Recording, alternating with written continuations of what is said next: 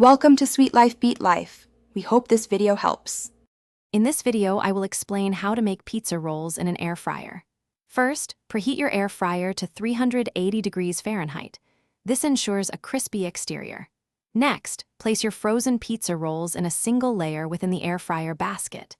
It's important not to overcrowd them, as this allows the hot air to circulate properly around each roll, leading to perfectly cooked, golden brown results every time.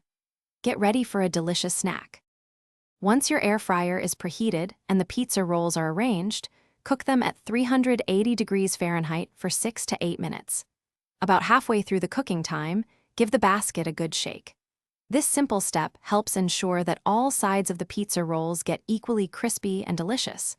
You'll know they're ready when they are a beautiful golden brown and the filling is bubbling hot. Enjoy your perfectly cooked snack.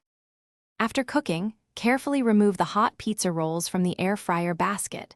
They will be very hot, so it's crucial to let them cool for at least 2 to 3 minutes before taking that first bite. This cooling period prevents burns and allows the filling to set slightly. Serve your crispy pizza rolls with your favorite dipping sauces, such as marinara, ranch, or even a spicy sriracha mayo for an extra kick. Delicious. For safety, always use tongs to handle the hot pizza rolls when removing them from the air fryer. This prevents accidental burns.